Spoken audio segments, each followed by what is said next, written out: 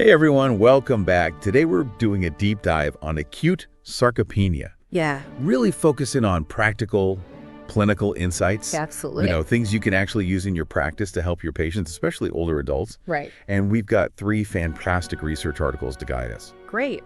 So, acute sarcopenia mechanisms and management from nutrients. Okay. Diet for the prevention and management of sarcopenia from Metabolism. And nutritional strategies for improving sarcopenia outcomes in older adults from Pharm Res Perspect. Sounds good. All super recent, published between 2023 and 2024. Excellent. So let's jump right in. Yeah. When you look at this research, what are your initial thoughts? Well, one thing that really grabs my attention is how the definition of sarcopenia is still kind of evolving. Yeah. We see this even across these recent articles. So, for instance, the EWG SOP2 criteria. Right.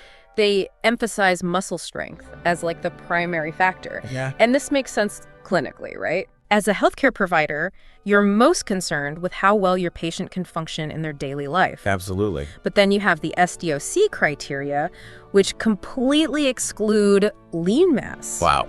Measured by DXA from their definition. Okay. They argue that it's a weak predictor of those negative outcomes we want to prevent.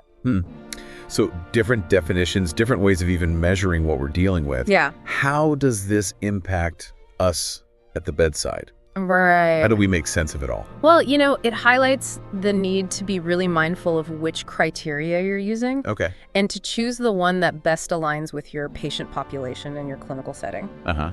Think about it. If you're using a definition that's too broad, Right. you might end up overdiagnosing sarcopenia Okay. and implementing unnecessary interventions. Hmm. On the other hand, if your definition is too narrow, Right.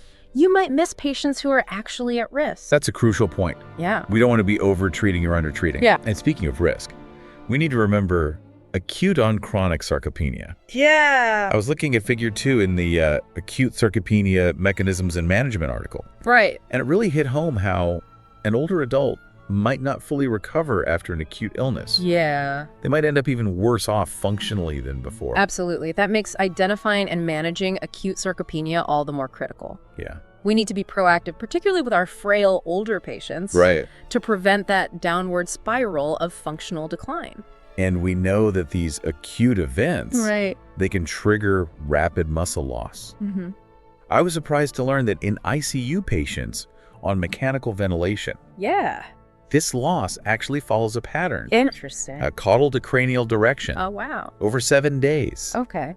The lower limbs get hit hardest first, almost like the body is prioritizing resources, which Yeah. is fascinating. It really highlights the complexity of the metabolic processes at play. Yeah. It's not just about losing muscle mass overall. Yeah. It's about where that loss occurs and how quickly.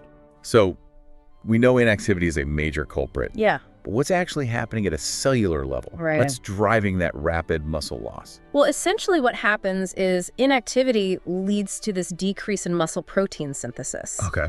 So the body is building less muscle, and at the same time you have an increase in muscle breakdown. Wow. So the body is breaking down the existing muscle faster. Or like a double whammy. Yeah, it's like a double whammy, and that's why we see such significant losses early on. Right. What's interesting is if that inactivity continues, that breakdown normalizes, Oh, okay. but the gradual loss continues because that muscle synthesis stays low. So it's like a slow leak that's hard to plug. Yeah, exactly. The acute sarcopenia mechanisms and management article actually points to some specific players in this process. Yeah. Like GDF15, which seems to be connected to muscle wasting after surgery. Okay. They cite studies on cardiac and aortic surgeries, Right. which is definitely relevant for our listeners who are managing these patients. Absolutely. And we can't forget about the role of cortisol. Of course. We know that stress hormones, like cortisol, can worsen muscle loss, Yeah. particularly during periods of bed rest.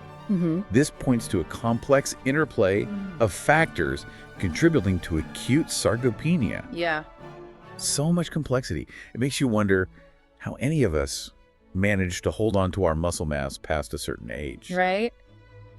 But on a serious note, how do we go about assessing this in our patients? Well, it starts with a comprehensive evaluation, Okay. both muscle quality and muscle strength. Right. And these can be assessed in a few different ways. Okay. For muscle quality, which often declines before you even see changes in mass. Oh, interesting. Ultrasound can be a valuable tool. Okay. You're looking at things like echo intensity, basically how bright the muscle appears on the ultrasound, Okay. and muscle stiffness. Got it. And what about strength? Yeah. I mean, we're all familiar with the hand grip test. Right. Are there other practical assessments we can use in a clinical setting? The chair stand test is another excellent option. Okay. It's simple to perform. Yeah. It measures how long it takes a patient to stand up from a seated position 5 times without using their arms. Right. However, the key is to remember that different diagnostic criteria use different cutoff values for what's considered low strength. Okay. The EWG-SOP2, AWGS-SDOC criteria, Right. they all have their own numbers. Yeah. So consistency is crucial. Makes sense. Whichever criteria you choose to use in your practice, Right. make sure you're applying them consistently to ensure accurate assessments Good point. and avoid confusion. Great reminder. Yeah. So we've covered different definitions, the impact of acute illness, Yep. the mechanisms involved, Mm-hmm. and the importance of assessment. Uh-huh. What about biomarkers? Oh, yeah. The Acute Sarcopenia Mechanisms and Management article mentions several potential biomarkers for acute sarcopenia. It's really fascinating. There's a whole table of them, table 2 in that article. Oh, hey. And some of these biomarkers, like miR29B and miR181A, Yeah. seem to be linked to muscle atrophy Okay. and even mitochondrial function. Wow. Imagine the potential if we could use a simple blood test Right. to identify patients at risk or track their response to treatment. That would be a game changer. It would? It feels like we're on the brink of some significant breakthroughs in this area. Absolutely. It's a rapidly evolving field, and the more we understand about the mechanisms, the Right. better we'll be able to develop targeted and effective interventions. Which leads us perfectly into the next stage of our discussion. Yes. Management. Right. You know, everyone wants to know, what can we do about acute sarcopenia? Exactly. What are the practical steps we can take to help our patients? Well, the first and most important step is to minimize bed rest whenever possible. Okay. Prolonged inactivity is just a recipe for muscle loss. Then we can think about interventions in 3 broad categories: Okay. physical activity, nutrition, and pharmacological treatments. All right.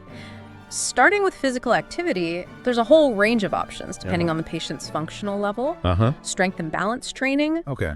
early mobilization, Mm-hmm. water exercises, Okay. even specialized harnesses for weight-bearing exercises in orthopedic rehab. So many options. Right. It sounds like there's something for everyone, Yes. regardless of their abilities. But I'm curious, can exercise truly reverse acute sarcopenia? Right. Is it possible to regain that lost muscle mass?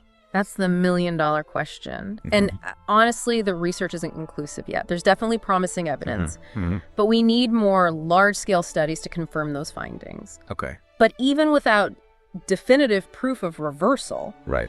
the benefits of physical activity go far beyond just muscle. Absolutely. Improved cardiovascular health, mood, cognition. Right. It's a win-win all around. Absolutely. Yeah. And of course, we can't forget about the power of nutrition. Right. Nutrition is crucial. Yeah. We need to make sure our patients are getting enough high-quality protein. Okay. The Diet for the Prevention and Management of Sarcopenia article recommends at least 1.0 to 1.2 grams of protein per kilogram of body weight per day Okay. for healthy older adults, and even higher amounts for those with acute or chronic diseases. Makes sense. And it's not just about quantity. Right. Protein quality matters too. They highlight the DIASIS score, Okay. which considers the digestibility and amino acid profile of the protein. What's interesting is that combining plant-based protein sources Yeah. can actually achieve high DIAS scores, making it entirely possible for individuals on vegetarian or vegan diets to meet their protein needs. So a well-planned plant-based diet can provide what's needed for muscle health. Yes. That's good to know, especially as dietary preferences become increasingly diverse. Absolutely. Now, the article also mentioned the importance of leucine. Right. Can you remind us why that is? Leucine is a key amino acid Okay. that plays a crucial role in muscle protein synthesis. Right. The article discussed HMB supplementation, which is a metabolite of leucine. Okay. There's some debate about its effectiveness, Yeah. but it might be worth considering, Okay. particularly for patients who are struggling to meet their protein needs through diet alone. That makes sense. Yeah. And while we're on the topic of essential nutrients, we can't overlook hydration. You're absolutely right. Yeah. Hydration often gets overlooked, Yeah. but it's especially important as we age. Right. Older adults often experience decreased thirst sensation, Okay. changes in kidney function, Mm-hmm. and maybe taking medications that contribute to dehydration. Yeah. Dehydration can have serious consequences Yeah. impacting cognitive function, Wow. physical performance, and overall health. It's a simple intervention, Yeah.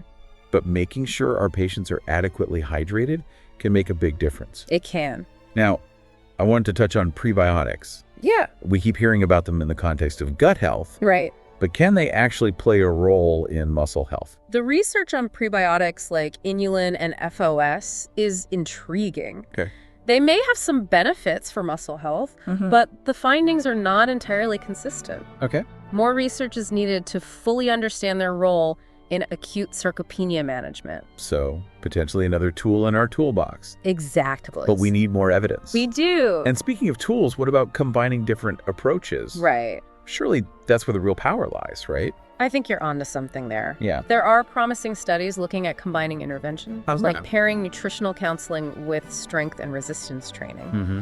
These combined approaches have shown improvements in physical performance, strength, and even muscle mass. That's great. The caveat is that many of these studies are small, Okay. so we need more robust research to confirm these findings. Right. There are also studies that have combined high-energy diets with rehabilitation for stroke patients Interesting. and branched-chain amino acids with rehabilitation for older adults in convalescent hospitals. Okay.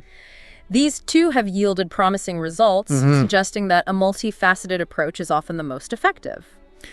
It makes sense intuitively that addressing multiple factors Yeah. would be more beneficial than focusing on just one. Absolutely. Now let's talk about the big one. Okay. Pharmacological treatments. Right. Is there a magic pill for acute sarcopenia? I wish there were. Something we can prescribe to quickly reverse muscle loss? Unfortunately, at this point, there's no medication specifically approved for treating acute sarcopenia. Okay. There are medications like growth hormone, testosterone, and EPO injection that have been studied, Right. but they come with their own sets of benefits and drawbacks. Can you elaborate on that a bit? Sure. What are some of the potential upsides and downsides we need to be aware of? For example, one study on testosterone by Deer and colleagues Okay. showed some improvement in physical performance Mm-hmm. and a reduction in 30-day readmission rates. That's good. However, the sample size was small, Okay. and the potential side effects need to be carefully considered. Right. With EPO, studies in both animals and humans have shown some promising effects, Okay. particularly a significant reduction in muscle mass loss Wow. after orthopedic surgery, Yeah. especially in women. Interesting. But again, more research is needed. So it sounds like we're still in the early stages We are. of exploring pharmacological options. Yeah. No quick fixes yet. Not yet. That's a fair assessment. Yeah. The research is ongoing, though, It is. and I'm hopeful we'll see new developments in the coming years. I am too. In the meantime, we need to focus on optimizing the interventions we have, Exactly. like those we've discussed today. Yeah. Minimizing bed rest, Right. promoting physical activity, ensuring adequate protein intake, and maintaining proper hydration. Yes. Absolutely. Focusing on those foundational elements is key. Now, before we wrap up this part of our discussion, I want to touch on the future of acute sarcopenia management. Great. What are some of the novel technologies and directions that you find particularly exciting? One area I find fascinating is precision medicine, Okay. particularly in nutrition. Mm-hmm. Imagine being able to tailor dietary recommendations for older adults at risk of sarcopenia Right. based on their unique genetic, metabolic, and lifestyle factors. Wow. Some studies are already showing that we can predict individual metabolic responses to food Yeah. based on things like gut microbiome Interesting. and lifestyle choices. That's incredible. Yeah. It's like personalized nutrition prescriptions. Exactly. It goes beyond just food. Right. There's also growing interest in the link between sleep, circadian rhythm, and sarcopenia. Yeah. Studies show that older adults with disrupted sleep patterns have an increased risk of developing sarcopenia. It's true. So addressing sleep issues might be another critical piece of the puzzle. Absolutely. It seems like there's so much we still don't know. Yeah. But the research is moving at such a rapid pace. It is, and that brings up another area of active research. Okay. The optimal timing for interventions. Mm-hmm. Should we be focusing on prevention from a young age? Right. Or can we effectively intervene even in later life? Yeah. These are questions that researchers are actively trying to answer. So many intriguing avenues to explore. This has been incredibly insightful so far. Thank you. Thank you for sharing your expertise. It's been my pleasure.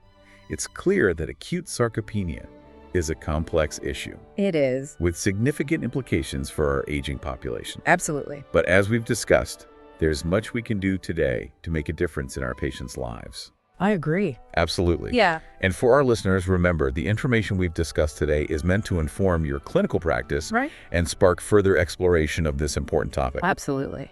We've got links to the 3 fantastic articles we've been referencing in this description. Great. Acute Sarcopenia Mechanisms in Management from Nutrients. Yep. Diet for the Prevention and Management of Sarcopenia from Metabolism. And Nutritional Strategies for Improving Sarcopenia Outcomes in Older Adults from Pharm Res Perspect. Okay. They're all recent publications and offer a great overview of the current state of the science. Yeah. It's been a pleasure diving into this topic with you. Likewise.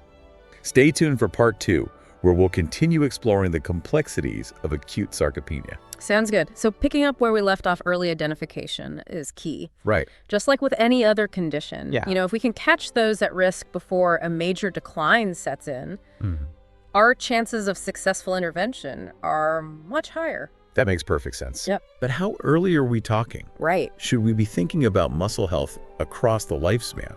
That's a great question. Yeah. Not just in older adults. Right. You've hit on a really important point. Okay. The Diet for the Prevention and Management of Sarcopenia article actually touches on this concept of a developmental origin for sarcopenia. Interesting. It suggests that factors like birth weight, early childhood nutrition, even how we grow during puberty might influence our muscle health decades later. Wow. So it's a lifelong approach to muscle health? Exactly. Just like we talk about heart health or bone health. Precisely. And this is where those personalized nutrition strategies we discussed could be game changers. Absolutely. Imagine having tools that help us identify individuals at risk early on and tailor interventions to their specific needs throughout their lives. I agree. It's fascinating to think about the long-term implications. Yeah. But let's bring it back to the here and now. We've talked about lifestyle interventions, potential pharmacological treatments, the exciting future of precision medicine. Yes. For those of us seeing patients today, Right. what's the bottom line? Okay. What are the key takeaways, the actionable steps we can implement right away? Well, the first and most crucial step is a thorough assessment. Okay. We need to go beyond just looking at weight or BMI. Right. Assess muscle strength using hand grip and chair stand tests. Consider using tools like ultrasound to evaluate muscle quality. Okay. And pay close attention to nutritional status. Right. Is your patient getting enough protein? Yeah. Is it high quality protein? Are they adequately hydrated? And then tailor our interventions based on those individual findings. Exactly. If a patient is already showing signs of acute sarcopenia, Right? minimizing bed rest and encouraging early mobilization are paramount. Absolutely. Work with physical therapists to develop an individualized exercise plan that addresses their specific needs and abilities. And don't underestimate the power of nutritional counseling. Oh, for sure. Make sure patients understand the importance of protein intake, Right. especially in the context of exercise. Absolutely. It's all about empowering patients to take an active role in their muscle health. I agree. Education is key. And remember, this isn't just about preventing falls or improving physical function. Right. It's about improving quality of life. Exactly. People want to maintain their independence, engage in the activities they enjoy, and feel good in their bodies. Couldn't have said it better myself. And, I don't have all the answers yet. Right. It's encouraging to see that research in this area is moving at an incredible pace. It is. There's so much to be hopeful about. I agree. This is a field where we're seeing real progress, both in our understanding of the mechanisms involved and in the development of new and innovative interventions. Absolutely. Now, for our listeners who are eager to learn more about the specific studies and recommendations we've discussed, Right. we've got those 3 fantastic articles linked in the description. Perfect. Acute Sarcopenia Mechanisms and Management from Nutrients. Yep. Diet for the Prevention and Management of Sarcopenia from Metabolism. Nutritional Strategies for Improving Sarcopenia Outcomes in Older Adults. From Pharm Res Perspect. Great. They're all recent publications, so they provide a great overview of the current state of the science. You do. Great. Yeah. So as we wrap up part 2, Okay. I'm left thinking about how much we've covered, Right. but also how much more there is to learn Yeah. about this complex condition. It really speaks to the ever-evolving nature of medical science. We're Yeah. constantly refining our understanding and seeking new ways to improve patient care. Absolutely. And on that note, Yeah. we'll transition to our final part. Okay. We'll tackle some of the remaining challenges Right. and unanswered questions in the field of acute sarcopenia. So, Welcome back to the final part of our deep dive into acute sarcopenia. yeah. We've covered a lot of ground, Right. from definitions and mechanisms to assessment and management strategies. We have. Now, I want to shift gears a bit Okay. and talk about some of the challenges and unanswered questions in this field. Sounds good. What are some of the things that keep you up at night when it comes to acute sarcopenia? Honestly, one of the biggest challenges is the lack of standardized protocols for assessment and management. Right. We've got all these different criteria for defining sarcopenia, Yeah. different assessment tools, and a whole array of interventions. Right. It can be tough to know where to start and Yeah. what's truly the most effective approach for a given patient. So it's almost like we're all speaking different languages Yeah, in a way. when it comes to sarcopenia. Yes. And that makes it difficult to compare research findings Right. and develop clear clinical guidelines. Exactly. We need more large-scale, well-designed studies that use consistent methodologies and outcome measures. Absolutely. That would really help move the field forward. I agree. And what about those knowledge gaps you mentioned earlier? Right. What are some of the burning questions that researchers were still trying to answer? Well, The ones that really make you go, we need to figure this out. One of the big ones is the optimal timing for interventions. We know that early identification is key, Right. but can we actually prevent sarcopenia from developing in the first place? Right. And if someone already has sarcopenia, can we truly reverse it? Yeah. Or are we simply slowing the progression? These are fundamental questions we still need to answer definitively. Those are crucial questions. Yeah, And it ties back to that idea of a lifelong approach to muscle health. absolutely. Right. It's not just about treating the problem when it arises, but about supporting healthy muscles throughout life. It's a paradigm shift in how we view this condition. And I imagine those novel technologies we discussed, like precision medicine Yes, and tools to assess circadian rhythm, could play a big role in that shift. I think so too. The more we understand about individual variability Right. and how different factors, genetics, lifestyle, environment, interact to influence muscle health, Yeah. the better equipped we'll be to develop targeted and effective interventions. I agree. It feels like we're on the verge of a whole new era in how we approach sarcopenia, I think so. moving from reactive treatment to proactive prevention. I couldn't agree more. It's an incredibly exciting time to be involved in this field. It is. There's so much potential for improving patient outcomes and quality of life. Absolutely. Now, as we wrap up our deep dives, Okay. any final words of wisdom for our listeners? Sure. What's the one key message you want them to take away from this conversation?